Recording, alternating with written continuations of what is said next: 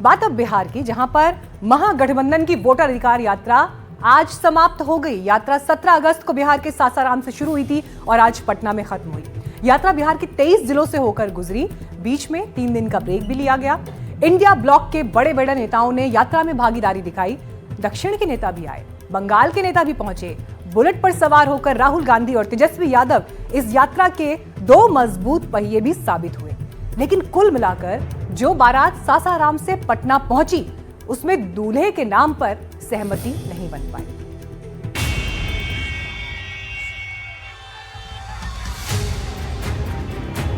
Voter अधिकार यात्रा के आखिरी दिन पटना में विपक्षी एकजुटता की तस्वीरें देखने को मिली।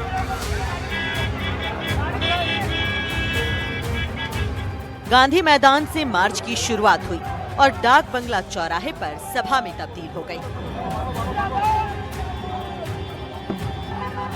राहुल गांधी ने एटम बम से आगे बढ़ते हुए हाइड्रोजन बम का जिक्र छेड़ दिया।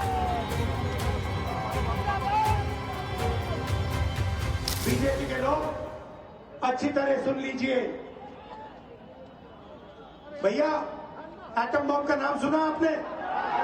सुना है एटम बम का नाम? उससे बड़ा क्या होता है? उससे बड़ा क्या होता है? एटम बम से बड़ा हाइड्रोजन बम होता है। बीजेपी के लोगों, तैयार हो जाओ, हाइड्रोजन बम आ रहा है। हाइड्रोजन बम आ रहा है, तैयार हो जाइए। आज की जो सच्चाई है, वोट चोरी की सच्चाई है, वो पूरे देश को पता लगने जा रही है। इस मौके पर तेजस्वी ने कहा कि वो लालू के बेटे हैं और किसी से डरने वाले नहीं हैं। हम लोगों पे मुकदमा कराते, तेजस्वी पे मुकदमा कराया एफआईआर का।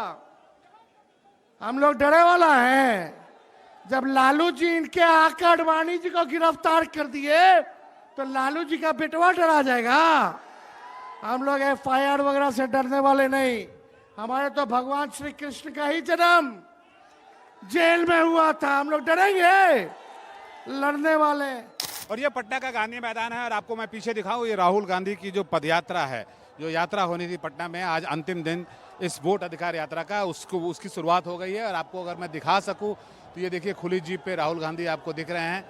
वो साथ में कांग्रेस के नेता हैं, तेजस्वी यादव हैं और भी जो बड़े कांग्रेस के चेहरे हैं, विपक्ष के चेहरे हैं। हेमंत सोरेन भी आए हुए हैं झारखंड से।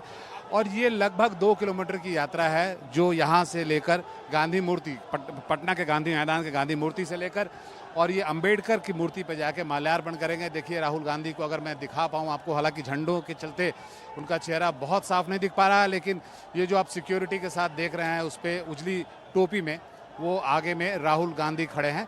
तो ये नज़ारा है पटना की सड़कों का, गांधी मैदान का। आप लगातार देखिए, कांग्रेस और राजद, लेफ्ट, सबके झंडों से पूरा शहर पटा पड़ा है और पूरी की पूरी यातायात व्यवस्था है वो एक तरीके से ध्वस्त हुई पड़ी है। राहुल तेजस्वी की यात्रा में आखिरी दिन झारखंड के सीएम हेमंत सोरेन ने भी हिस्सा लिया। इस यात्रा के दौरान राहुल तेजस्वी ने एसआईआर के मुद्दे पर सत्ता पक्ष पर गजब की घेराबंदी की, तो पीएम पर आपत्तिजनक बयानबाजी पर बीजेपी के निशाने पर आ गए। सवाल ये कि यात्रा से कितना फायदा हुआ। इंडिया ब्लॉक में सीट बंटवारे पर रस्साकसी है। कांग्रेस 2020 के बिहार विधानसभा चुनाव में 70 सीटों पर चुनाव लड़ी थी, जिनमें 19 सीटों पर जीती और हार का ठीकरा कांग्रेस पर फूटा। वोटर अधिकार यात्रा से राहुल ने कांग्रेस की स्ट्राइक रेट को बेहतर किया। कांग्रेस की वोटर अधिकार यात्रा से कार्यकर्ताओं में जोश दिखा, जो इससे पहले बिहार में कांग्रेस के अंदर कभी नहीं दिखा था। लेकिन एक बात ये भी है कि मुख्यमंत्री पद के लिए तेजस्वी के नाम पर राहुल गांधी ने सहमति नहीं दिखाई। तो क्या माना जाए, सासाराम से बिहार के 2 लड़कों ने जो यात्रा निकाली, उसमें क्या तय हुआ? सबसे अहम सवाल पर सहमति नहीं बनी। Bureau report, NDTV India.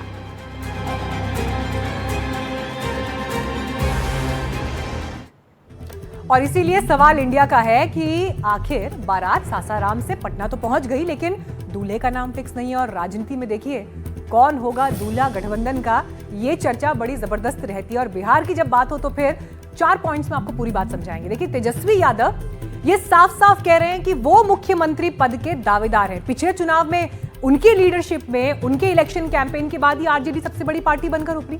RJD अध्यक्ष लालू प्रसाद यादव पहले से ही तेजस्वी को प्रत्याशी बता चुके हैं। राहुल गांधी से पूछा गया तो उन्होंने इस मुद्दे पर कुछ कहा नहीं। महागठबंधन के दूल्हे पर बाराती ही तैयार नहीं हो पा रहे, तो इसीलिए सवाल है कि आखिर चेहरा कौन होगा। क्या तेजस्वी यादव मुख्यमंत्री बनेंगे? इस सवाल पर राहुल गांधी ने साफ साफ जवाब नहीं दिया, लेकिन इसी सवाल के साथ हम कांग्रेस के बाकी नेताओं के पास भी पहुंचे। तेजस्वी को आप लोग सीएम चेहरा मान रहे हैं? बिल्कुल, हमारे अलायंस के सबसे बड़े पार्टी यहाँ बिहार में आरजेडी है, और आरजेडी के नेता जब वो हैं तो स्वाभाविक रूप से हम लोगों के सीएम कैंडिडेट तेजस्वी ही हैं। इसमें पूछने वाले कोई सवाल ही पैदा नहीं होता। हमारे बिहार के इंडिया अलायंस के सीएम के कैंडिडेट तेजस्वी प्रसाद यादव ही हैं। हम सब जानते हैं कि वो हमारे कोऑर्डिनेशन कमेटी के चेयरमैन हैं और वो सबसे बड़े दल के नेता हैं, तो निश्चित रूप से तेजस्वी यादव भी हमारे अगले मुख्यमंत्री, इसमें कहीं किसी को कोई संदेह होना ही नहीं चाहिए। जब माननीय राहुल जी ने ही बोल दिया अररिया के मीटिंग में, उस पर जवाब दे दिया, तो और लोगों के जवाब का कोई माने नहीं है। एसआईआर के तहत दावा और आपत्ति के लिए लगाए गए विशेष कैंप का इस बीच आज आखिरी दिन है। प्रदेश के सभी प्रखंड, अंचल और नगरीय निकाय के कार्यालयों में चुनाव आयोग ने ये कैंप लगाए थे ताकि लोग यहां आकर आपत्ति दर्ज करा सके, लेकिन पूरे महीने इन कैंप्स में सन्नाटा पसरा रहा। आखिरी दिन भी लोग कैंप में नहीं पहुंचे। बिहार में अब तक मतदाताओं की तरफ से 2,53,524 दावा आपत्तियां दर्ज की गई हैं और इनमें से सिर्फ 36,475 मतदाताओं के ही नाम जोड़ने के लिए आपत्ति दर्ज की है। वहीं 16,56,000 लोगों ने फॉर्म 6 यानी नए मतदाता के रूप में जुड़ने के लिए आवेदन किया है।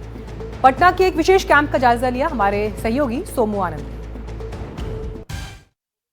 एसआईआर के तहत दावा और आपत्ति के लिए आज आखिरी तारीख थी। हालांकि सुप्रीम कोर्ट ने यह कहा है कि जिन लोगों के नाम छूटे हैं वो इसके बाद भी दावा और आपत्ति कर सकते हैं।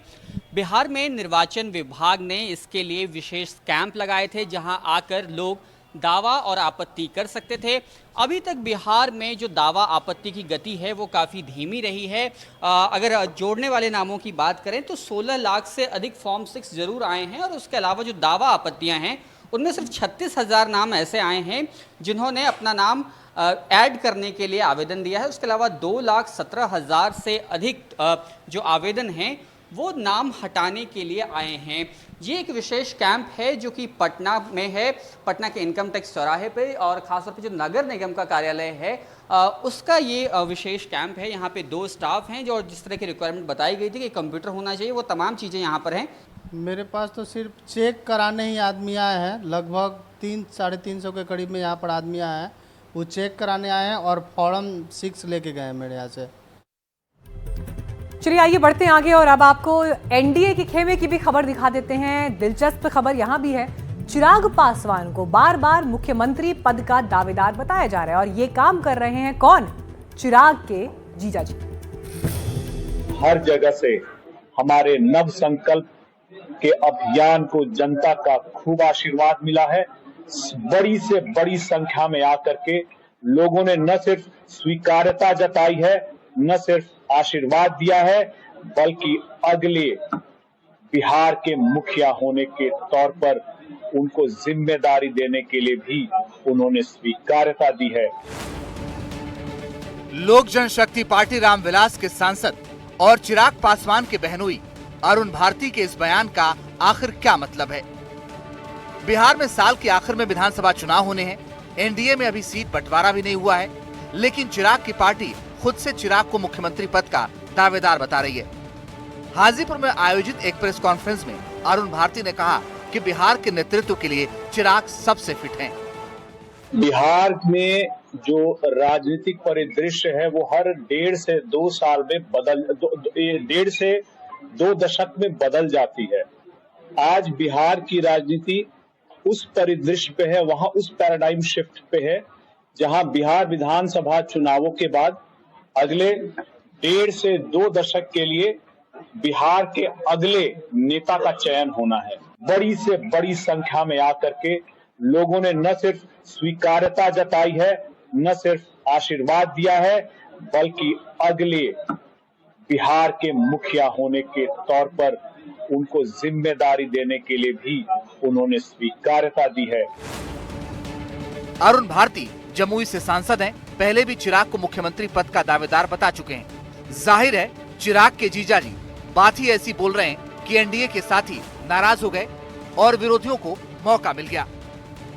देखिए, श्री चिराग पासवान जी कि पार्टी के माननीय सांसद लगातार कह रहे हैं कि हम इतने सीटों पर लड़ेंगे, मुख्यमंत्री का चेहरा श्री चिराग पासवान जी होंगे, लेकिन बीजेपी वालों ने एंड जेडीयू वालों ने तो पहले भी बंगले में आग लगाई थी और ये उनको वहाँ पर श्री चिराग पासवान जी को जो उनका वाजिब सम्मान है, हक है, वो भी नहीं मिल पा रहा है।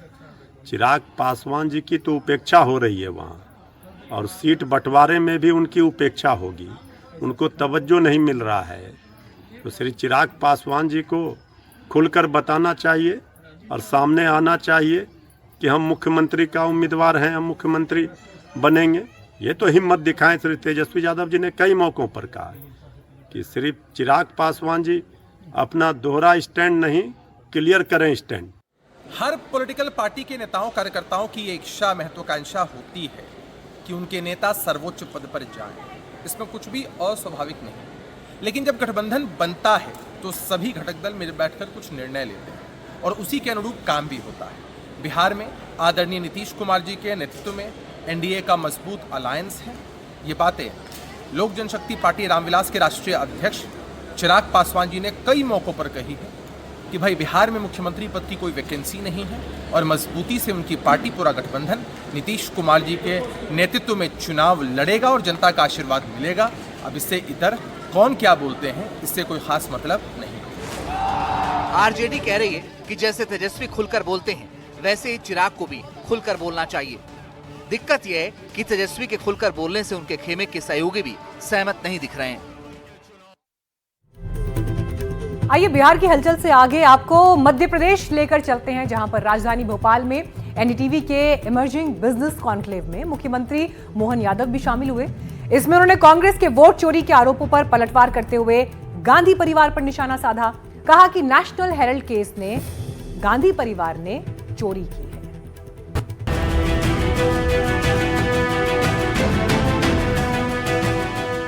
बीजेपी वोट चोर हो गई है। क्या वोट चुराने का तरीका आप लोगों से सीख नहीं पाई कांग्रेस, या आप लोगों का तरीका जो है बहुत शार्प है? ये क शब्द के बजाय त लगा तो चलेगा क्या? ये लड़के नहीं, ये लड़ते लड़ते रहेंगे। भाजपा जीतती रहेगी। इनका कौन फर्क पड़ रहा है? ये कब नहीं लड़ रहे थे? ये जो वोट चोरी, मैंने आपसे कहा कि जैसे अब इनकी जाही विधि राखे राम ताही विधि रही है, इनके जो भाव है ऐसे चल नहीं सकते। चोरी शब्द का अर्थ इनके अपने आप के जमानत के अंदर छिपा हुआ है, जिसपे ये सब जमानत पे हैं। राहुल गांधी पे क्या आरोप है? काय की जमानत पे है वो? नेशनल हेराल्ड का मामला क्या है? पैसे चोरी का तो है। बता दे किसी हमारे नेता पे ऐसा कोई आरोप हो। ये घटना आपको याद होगी ना, माँ पे है, बेटे पे है, बेटी पे है, तो ये वो दामाद पे है। सच में यादव देखना तो एक ही घर का क्यों देखो, ये मोदी जी ने देखा। यादव देखना तो किसी भी घर का हो सकता है, ये मेरा उदाहरण है। उनको तो अपने घर के अलावा कोई दिखता नहीं, ये दुनिया देख रही, वहाँ के समाज वाले भी देख रहे हैं। हमारे मोदी जी ने जो सबका साथ, सबका विकास, सबका विश्वास, सबका प्रयास की बात कही, ये उसका उदाहरण है कि कोई भी समाज का व्यक्ति जिसको आगे बढ़ाना, वो किसी भी घर से क्यों नहीं हो सकता है। वो एक ही कुल का क्यों होना चाहिए, एक ही कुटुंब का क्यों होना चाहिए। बाकी की बात पूरे समाज की करोगे, लेकिन अपने घर के अलावा किसी को मुख्यमंत्री नहीं बनाओगे, तो ऐसा क्यों होना चाहिए। आइए बढ़ते हैं आगे, रुक करते हैं अगली खबर का। राजस्थान सरकार ने लिया है बड़ा फैसला। एक कानून लाने की तैयारी की जा रही है, जिसमें आरोपी के लिए उम्र कैद की सजा तक का प्रावधान है। प्रस्तावित विधेयक में अवैध धर्मांतरण के लिए कम से कम 7 साल की सजा तय की गई और इसके लिए मैक्सिमम सजा 14 साल की होगी। इसके अलावा 5 लाख रुपए जुर्माने का भी प्रावधान है। इसी तरह से सामूहिक धर्म परिवर्तन कराने के मामलों में आरोपी को कम से कम 20 साल की सजा होगी, जबकि ये सजा ज्यादा से ज्यादा उम्र कैद तक भी हो सकती है। सामूहिक धर्मांतरण कराने वालों के लिए 25 लाख रुपए जुर्माना भी प्रस्तावित है। एक खास बात यह है कि प्रस्तावित कानून में घर वापसी को धर्म परिवर्तन नहीं माना जाएगा। आइए आगे बढ़ते हैं। उत्तर प्रदेश में हाल में महिलाओं के खिलाफ हुई अपराध की घटनाओं पर योगी सरकार ने सख्ती दिखाई है। योगी आदित्यनाथ ने कल एक बैठक में अधिकारियों से इन मामलों में सख्ती बरतने को कहा है। आपको बताते हैं कि इस बैठक में क्या फैसला लिया गया। योगी आदित्यनाथ ने कहा कि महिलाओं की सुरक्षा और सम्मान से समझौता नहीं होना चाहिए। लापरवाही बरती तो सख्त कार्रवाई होगी। एंटी रोमियो स्क्वाड सभी जिलों में एक्टिव होंगे। बाजार, स्कूल, कॉलेज जैसी जगहों पर मौजूदगी होगी। इसके अलावा महिलाओं, छात्राओं को भय मुक्त माहौल दिया जाए, ये प्राथमिकता होनी चाहिए। हाल की घटनाओं में योगी ने ही पुलिस से रिपोर्ट मांगी, सख्त और शीघ्र कार्रवाई के निर्देश दिए। सीएम योगी ने यूपी में शारदीय नवरात्र से मिशन शक्ति महिलाओं की सुरक्षा के लिए शुरू होगा, इस बात की भी जानकारी यहां पर दी गई और मिशन शक्ति नाम भी इसी आधार पर रखा गया है। यूपी के सीएम योगी आदित्यनाथ के आवास से आज एक दिलचस्प तस्वीर सामने आई। जनता दर्शन कार्यक्रम में मुख्यमंत्री से मिलने कानपुर का एक परिवार पहुंचा। कानपुर से मायरा नाम की बच्ची अपनी मां के साथ मुख्यमंत्री से एक खास फरियाद लेकर पहुंची थी। मायरा ने सीएम से कहा, मेरा एडमिशन करा दीजिए, मैं बड़ी होकर डॉक्टर बनना चाहती हूं। जिसके बाद सीएम योगी ने तुरंत अधिकारियों को उसके एडमिशन का इंतजाम करने के निर्देश दिए। बात करते हैं महाराष्ट्र की। मराठा आंदोलन के नेता मनोज जरांगे के आंदोलन से मुंबई परेशान है। आम जनजीवन अस्त व्यस्त हो चुका है, लेकिन इस आंदोलन का ज्यादा बड़ा खतरा एक और है। ये पूरे महाराष्ट्र को एक बड़े टकराव में झोंक सकता है, क्योंकि एक तरफ मनोज जरांगे मराठा आरक्षण की मांग कर रहे हैं, तो दूसरी तरफ महाराष्ट्र का ओबीसी समुदाय इसे अपने कोटे में सेंधमारी की तरह देख रहा है। फिलहाल मुंबई में हालात क्या है, रिपोर्ट देखिए।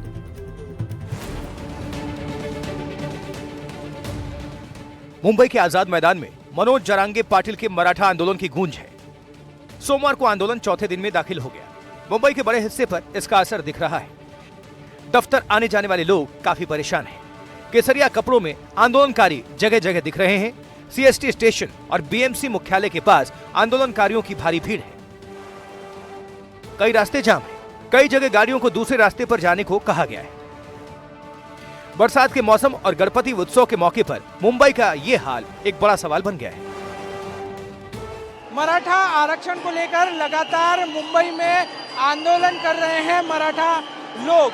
मराठा समाज के लोग जो हैं मुंबई के अलग अलग जगहों पर इकट्ठा हुए हैं और इस आंदोलन को अंजाम दे रहे हैं। अगर आप तस्वीरें देखें तो ये सीएसटी स्टेशन है, छत्रपति शिवाजी महाराज स्टेशन।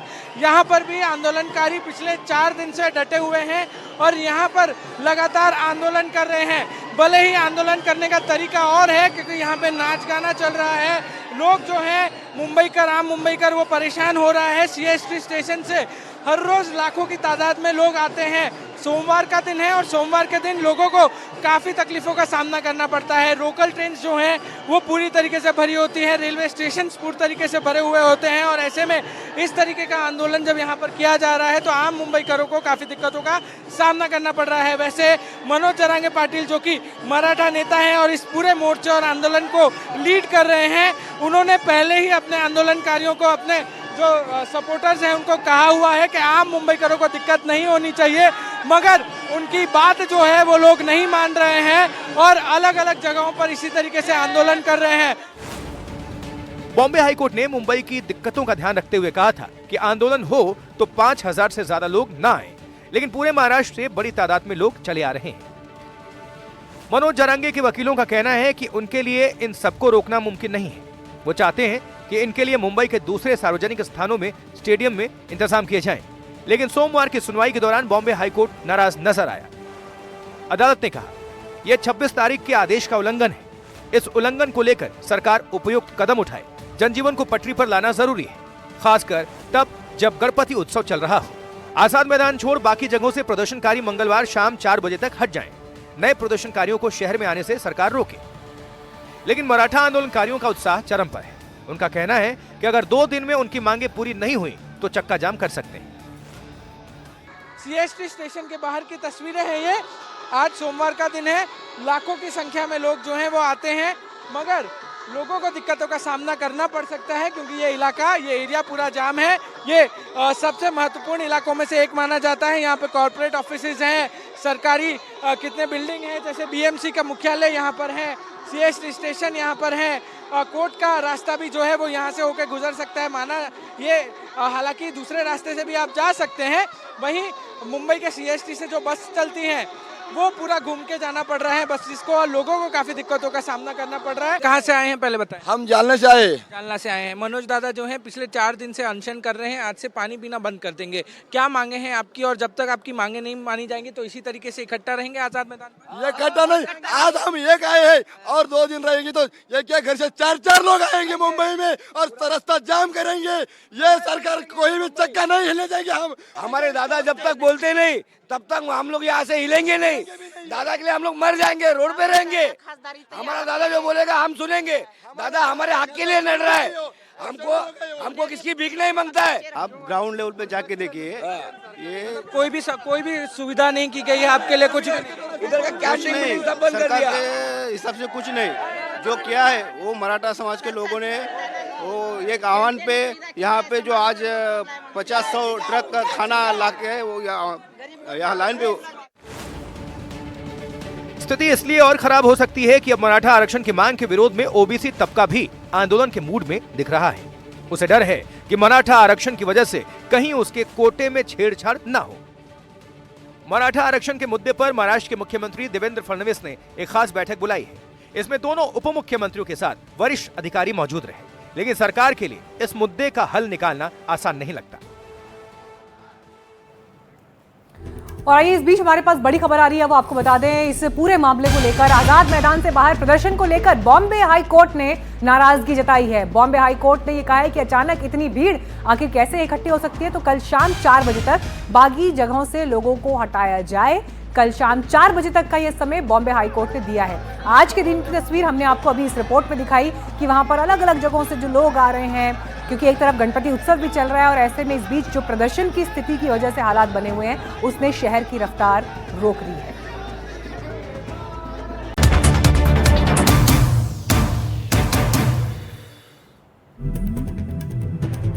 और अब खबरें प्रधानमंत्री मोदी के चीन दौरे की। चीन में पीएम मोदी के पावर शो को पूरी दुनिया ने देखा। एससीओ समिट के बाद बारी थी भारत और रूस के बीच द्विपक्षीय बातचीत की। मोदी पुतिन मिले, मुलाकात से एक नया संदेश गया। वो संदेश क्या था और इसके क्या मायने थे, देखिए इस रिपोर्ट।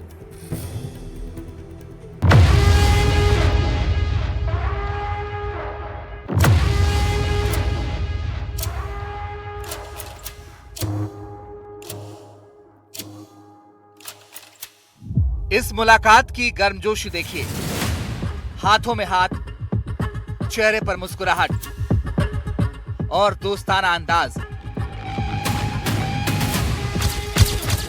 ये वो मुलाकात है जिसे देखकर ट्रंप का पारा चढ़ गया होगा। जिस रूस से तेल खरीदने के चलते भारत पर टैरिफ लगाया गया, उसी रूस के सर्वोच्च नेता पुतिन जिस अपनेपन, आत्मीयता और उत्साह उमंग के साथ प्रधानमंत्री मोदी से मिले, उससे ट्रंप के दिल में खलबली मच गई होगी। इस गर्मजोशी के संदेश का असर केवल तस्वीरों तक सीमित नहीं है, बल्कि ये इशारा साफ है कि हिंदुस्तान और रूस के रिश्ते किसी भी अंतर्राष्ट्रीय दबाव में ढीले नहीं पड़ते। पुतिन और मोदी के बीच ये मुलाकात ऐसे वक्त में हुई है जब टैरिफ को लेकर ट्रंप दुनिया के कई देशों के साथ अपने रिश्तों की तिलांजलि दे रहे हैं। एससीओ समिट के बाद भारत और रूस के बीच द्विपक्षीय बातचीत हुई, जो करीब 1 घंटे तक चली। इस बैठक में पीएम मोदी ने पुतिन से क्या कुछ कहा, ये आपको सुनाते हैं। कठिन से कठिन परिस्थितियों में भी भारत और रूस हमेशा कंधे से कंधा मिलाकर चले हैं। हमारा करीबी सहयोग न केवल दोनों देशों के लोगों के लिए, बल्कि वैश्विक शांति, स्थिरता और समृद्धि के लिए महत्वपूर्ण है। यूक्रेन में चल रहे संघर्ष के विषय में हम लगातार चर्चा करते रहे हैं। हाल में किए गए शांति के सभी प्रयासों का हम स्वागत करते हैं। हम आशा करते हैं कि सभी पक्ष कंस्ट्रक्टिवली आगे बढ़ेंगे, संघर्ष को जल्द से जल्द खत्म करने और स्थायी शांति स्थापित करने का रास्ता खोजना होगा। यह पूरी मानवता की पुकार है। मोदी की बातों पर पुतिन ने क्या कुछ कहा, ये भी सुन लीजिए। Сегодня хорошая возможность обсудить основные задачи дальнейшего развития многопланового двустороннего сотрудничества в различных областях. Уважаемый господин премьер-министр, дорогой друг, Россия и Индия поддерживают десятилетиями особые отношения. Дружеские, доверительные. Это фундамент для развития наших отношений в будущем. बैठक में पीएम मोदी ने पुतिन को भारत आने का न्योता भी दिया। तस्वीरों से साफ है कि भारत किसी के दबाव में झुकने वाला नहीं है। नेशन फर्स्ट की थ्योरी चलेगी और दबाव की कोई रणनीति काम नहीं करने वाली। Bureau report, NDTV India. तो क्या हुआ वहां पर, इसकी पूरी तस्वीर हमने आपको दिखाई। लेकिन देखिए, एससीओ की बैठक खत्म हुई, मोदी और पुतिन बाहर निकले और उसके बाद एक तस्वीर आई, जिस तस्वीर की झलक इस वक्त आपको हम स्क्रीन पर भी दिखा रहे हैं। और इस तस्वीर ने पूरे इंटरनेट को ब्रेक कर दिया। क्या वजह रही जो सुर्खियां इस तरह से बन गई, जिसने पूरी दुनिया का ध्यान अपनी तरफ खींचा? देखिए रिपोर्ट।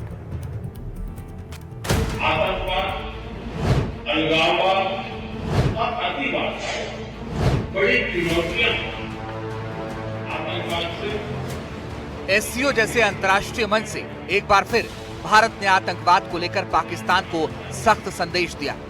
आतंकवाद के खिलाफ आवाज उठी और सभी देशों ने भारत का एक स्वर में समर्थन किया। सब ने माना कि आतंकवाद के खिलाफ कड़ा एक्शन लेना ही पड़ेगा। वैसे तो अंतर्राष्ट्रीय मंच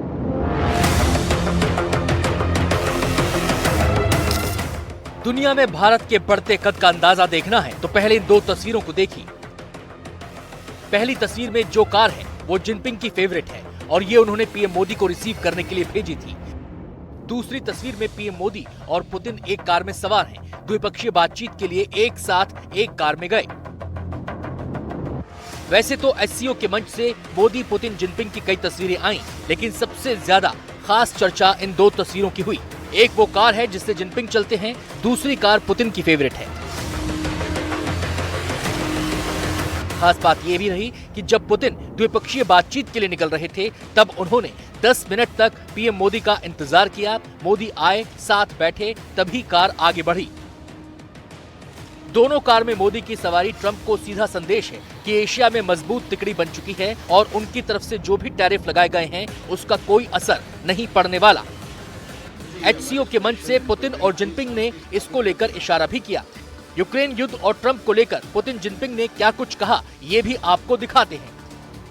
जिनपिंग ने कहा कि दुनिया को धौंस दिखाने का रवैया ठीक नहीं, न्याय और बराबरी की बात होनी चाहिए, कोल्ड वॉर की मानसिकता से बाहर निकलने की जरूरत है। वहीं पुतिन ने यूक्रेन युद्ध को लेकर कहा कि यूक्रेन की समस्या को सुलझाने में भारत की भूमिका अहम है। पश्चिम देश युद्ध के लिए जिम्मेदार हैं और पश्चिम ही यूक्रेन युद्ध को भड़का रहा है। तीनों देशों की तरफ से संदेश साफ है। देखना होगा कि ट्रंप की अक्ल कब ठिकाने आती है। Bureau report, NDTV India. तो पुतिन की जिस कार में मोदी सवार हैं उसकी खासियत भी आपको बताते हैं। और उस सीनात, ये सुरक्षा की अभेद्य दीवार है। कीमत 13 करोड़ रुपए। ये 4.4 litre twin turbo V8 engine से लैस है। इसके इंजन की ताकत 598 हॉर्स पावर है। 9 स्पीड ऑटोमेटिक ट्रांसमिशन के साथ इसकी मैक्सिमम स्पीड 250 किलोमीटर प्रति घंटा है और ये 6 सेकंड में 100 किलोमीटर प्रति घंटे की स्पीड पकड़ सकती है। ये बम प्रतिरोधी है, गोलियों का इस पर असर नहीं होता। ग्रेनेड हमले से भी ये कार सुरक्षित है। जिनपिंग ने मोदी के लिए जो कार भेजी थी, खास वो भी है। खास इसलिए क्योंकि होंकाई L5 जिनपिंग की फेवरेट कार है और इसकी खूबियों की बात करें तो ये भी सुरक्षा की अभेद्य दीवार है। ये कार चीन का राष्ट्रीय प्रतीक भी है और इस पर भी बम हमले तक का असर नहीं होता। इस पर यात्रा चीन में कूटनीतिक सम्मान का विषय मानी जाती है। 6.0 लीटर के V12 इंजन वाली इस कार में 400 हॉर्स पावर प्लस की ताकत है। 8 सेकंड में 100 से भी आगे की रफ्तार ये पकड़ सकती है और इसकी मैक्सिमम स्पीड 210 किलोमीटर प्रति घंटा है। तो देखिए, ये तस्वीरें भी आपको हम दिखा रहे हैं क्योंकि इन तस्वीरों ने आज पूरी दुनिया का ध्यान अपनी तरफ खींचा है। और ये तस्वीरें इसलिए भी अहम हो जाती हैं, जिसका जिक्र अभी हमने आपको बताया कि देखिए, चाइना में कम से कम इस कार में अगर कोई विदेशी मेहमान बैठा है तो इसे एक कूटनीतिक सम्मान के रूप में देखा जाता है। और वैसे भी साल 2025 विश्व भर में इस वक्त जिस तरह की घटनाएं घट रही हैं, उन सब के बीच बंद कमरों की डिप्लोमेसी से आगे निकलकर डिप्लोमेसी का ये रूप, जहां पर अगर दो नेता 45 मिनट तक कार के भीतर बैठे हैं और उनकी वो तस्वीरें दुनिया भर में वायरल हैं, तो संदेश सिर्फ रशिया के लिए, चाइना के लिए, एससीओ से जुड़े हुए देशों के लिए नहीं, अमेरिका तक के लिए है। एससीओ के मंच से सभी देशों ने मिलकर आतंकवाद के खिलाफ कड़ा संदेश दिया और यह भारत की एक बड़ी जीत के रूप में क्यों देखा जा रहा है? क्योंकि प्रधानमंत्री मोदी ने आवाज उठाई, जिनपिंग ने समर्थन किया और शहबाज शरीफ देखते रह गए। आतंकवाद पर साझा घोषणा पत्र में क्या कुछ कहा गया और कैसे इंटरनेशनल मंच पर पाकिस्तान के लिए एक बार फिर किरकिरी वाला सीन बन गया, ये रिपोर्ट देखिए। आतंकवाद, अलगाववाद और अतिवाद बड़ी चुनौतियां आतंकवाद से। एससीओ जैसे अंतर्राष्ट्रीय मंच से एक बार फिर भारत ने आतंकवाद को लेकर पाकिस्तान को सख्त संदेश दिया। आतंकवाद के खिलाफ आवाज उठी और सभी देशों ने भारत का एक स्वर में समर्थन किया। सब ने माना कि आतंकवाद के खिलाफ कड़ा एक्शन लेना ही पड़ेगा। वैसे तो अंतर्राष्ट्रीय मंचों से भारत लगातार आतंकवाद के खिलाफ आवाज उठाता रहा है, लेकिन इस बार ये खास इसलिए था क्योंकि इस बार मंच पर चीन की मौजूदगी थी और चीन ने खुले तौर पर सबके सामने भारत के बयान का समर्थन कर दिया। चीन की तरफ से भारत को समर्थन पर शहबाज अवाक रह गए। मोदी बोलते रहे और शहबाज सुनते रहे। नाम तो नहीं लिया, लेकिन इतने बड़े मंच से जितना धोया उससे शहबाज की नींद उड़नी तय है। आतंकवाद पर चीन की तरफ से पीएम मोदी के बयान का समर्थन भारत के लिए बड़ी कूटनीतिक जीत है। चीन के समर्थन से पाकिस्तान इतने बड़े मंच पर अकेला पड़ गया। आतंक के खिलाफ मजबूती से आवाज उठी और शहबाज देखते रह गए। पहले आपको सुनाते हैं कि पीएम मोदी ने आतंकवाद पर क्या कुछ कहा। आतंकवाद सिर्फ किसी देश की सुरक्षा ही नहीं, बल्कि पूरी मानवता के लिए एक साझा चुनौती है। कोई देश, कोई समाज, कोई नागरिक अपने आप को इससे सुरक्षित नहीं समझ सकता। इसलिए आतंकवाद से लड़ाई में भारत ने एकजुटता पर बल दिया। पीएम मोदी ने इस मंच से पहलगाम आतंकी हमले का भी जिक्र किया और साफ कहा कि आतंकवाद पर दोहरा रवैया स्वीकार नहीं करेंगे। हाल ही में हमने पहलगाम में टेररिज्म का बहुत ही घिनौना रूप देखा। इस दुख की घड़ी में जो मित्र देश हमारे साथ खड़े रहे, मैं उनका आभार व्यक्त करता हूं। यह हमला केवल भारत की अंतरात्मा पर ही आघात नहीं, यह मानवता में विश्वास रखने वाले हर देश, हर व्यक्ति को खुली चुनौती थी। ऐसे में प्रश्न उठना स्वाभाविक है, क्या कुछ देशों द्वारा आतंकवाद का खुलेआम समर्थन हमें स्वीकार्य हो सकता है? एक्सेलेंसी, हमें स्पष्ट रूप से और एक स्वर में कहना होगा कि आतंकवाद पर कोई भी डबल स्टैंडर्ड स्वीकार्य नहीं हुई। एससीओ की तरफ से साझा घोषणा पत्र जारी किया गया, जिसमें आतंकवाद के खिलाफ जोरदार प्रहार किया गया। एससीओ के साझा घोषणा पत्र में पहलगाम आतंकी हमले की कड़ी निंदा की गई। मृतकों और घायलों के परिवारों के प्रति गहरी संवेदना व्यक्त की गई। आतंकियों समर्थकों को न्याय के कटघरे में लाने के साथ ही ये भी कहा गया कि आतंकवाद, अलगाववाद और उग्रवाद हर हाल में अस्वीकार्य है। साथ ही ये भी कहा गया कि आतंकवाद के खिलाफ लड़ाई में दोहरा रवैया भी अस्वीकार्य है। सीमा पार आतंकवाद को बर्दाश्त नहीं किया जाएगा। सीमा पार आतंकवाद को लेकर जारी साझा बयान सीधे सीधे पाकिस्तान को कड़ा संदेश है। चीन का भारत के साथ आना पाकिस्तान को मैसेज है कि अगर अब भी जिन्ना का मुल्क नहीं सुधरा तो इस तरह के बड़े अंतर्राष्ट्रीय मंचों से न सिर्फ बार बार बेइज्जती झेलनी पड़ेगी, बल्कि आगे पाकिस्तान हर तरफ से बायकॉट कर दिया जाएगा। Bureau report, NDTV India. SCO की बैठक से पहले भारत, चीन और रूस के बीच की गोलबंदी एक बड़ी खबर ऑलरेडी बन चुकी है।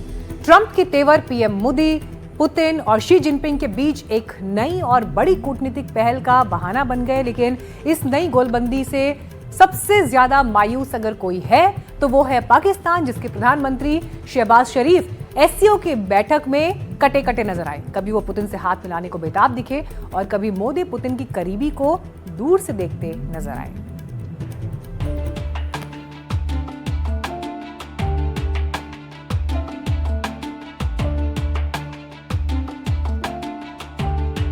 ये सोमवार की तस्वीर है।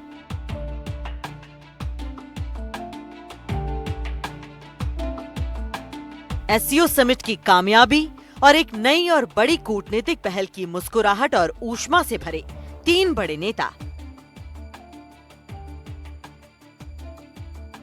प्रधानमंत्री मोदी, शी जिनपिंग और व्लादिमीर पुतिन एक दूसरे से बातचीत कर रहे हैं। मोदी कुछ कह रहे हैं और दोनों सुन रहे हैं। फिर मोदी और पुतिन आगे बढ़ जाते हैं और देखते तक नहीं कि सामने दीवार से लगे पाकिस्तान के प्रधानमंत्री शहबाज शरीफ उनकी ओर मायूसी से देख रहे हैं। उनकी मुद्रा कुछ ऐसी है जैसे क्लास में पिटे हुए किसी बच्चे की होती है।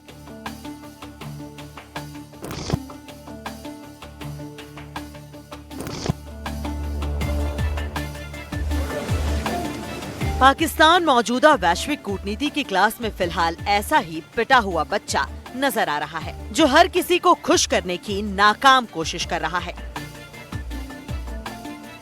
रविवार को भी एक तस्वीर वायरल हुई जिसमें लगभग कूदते से शहबाज शरीफ पुतिन से हाथ मिलाने को आ रहे हैं।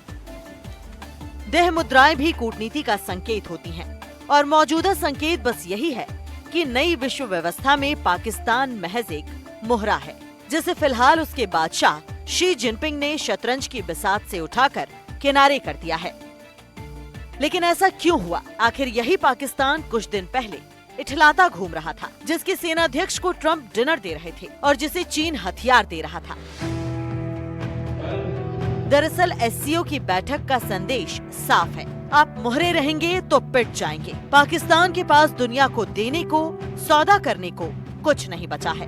वो आतंकवाद के निर्यात में इतना मगन रहा कि उसकी हैसियत बची ही नहीं। ट्रंप और शी को जब तक पाकिस्तान जरूरी लगा वो उसे बिसात पर बढ़ाते रहे, लेकिन जैसे ही खेल बदला, अमेरिका को मात देने के लिए भारत, चीन और रूस ने कमर कसी। इसका सबसे पहला कोलैटरल डैमेज पाकिस्तान बन गया।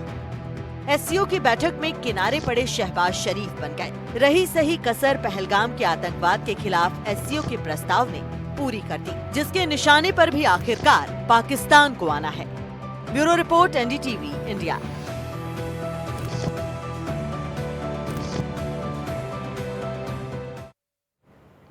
चलिए, तो एक ओवरऑल रिपोर्ट हमने आपको दिखाई, लेकिन फॉरेन मीडिया ने क्या लिखा इस दौरे को लेकर, विदेशी मीडिया में क्या कुछ छपा, आपको यह भी देखना चाहिए।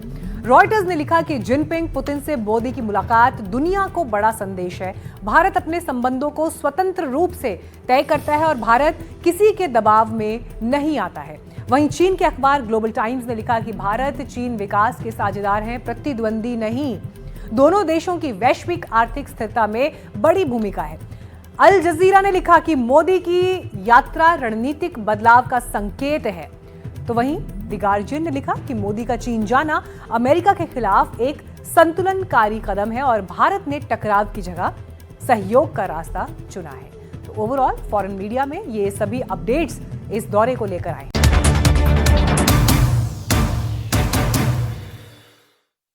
और इस वक्त उत्तर प्रदेश से हमारे पास आ रही एक बड़ी खबर। यूपी के इटावा में बीजेपी और कांग्रेस कार्यकर्ताओं के बीच हुआ है टकराव। पथराव में सदर विधायक सरिता भदौरिया और कई बीजेपी कार्यकर्ताओं को चोटें आई, ऐसी खबर है। पीएम मोदी पर विवादित टिप्पणी के मुद्दे पर बीजेपी के कार्यकर्ताओं के प्रदर्शन के दौरान ये विवाद हुआ, जहां पर कांग्रेस के कार्यकर्ता और बीजेपी के कार्यकर्ता आपस में भिड़ गए। भारतीय जनता पार्टी और कांग्रेस कार्यकर्ताओं के बीच ईंट पत्थर तक इस दौरान चल गए और जब ये पथराव हुआ तो इसमें कई पुलिसकर्मी भी घायल हुए। कांग्रेस जिला अध्यक्ष समेत लगभग 1 दर्जन कार्यकर्ता इस दौरान हिरासत में लिए गए।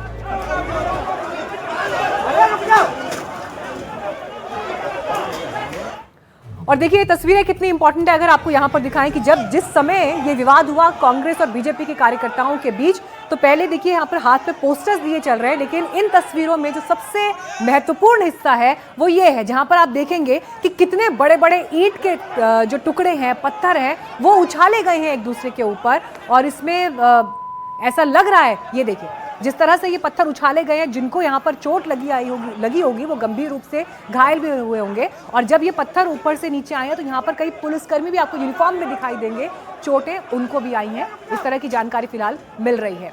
प्रधानमंत्री नरेंद्र मोदी पर विवादित टिप्पणी का ये मामला, जिसे लेकर बीजेपी और कांग्रेस के समर्थक आपस में भिड़ गए।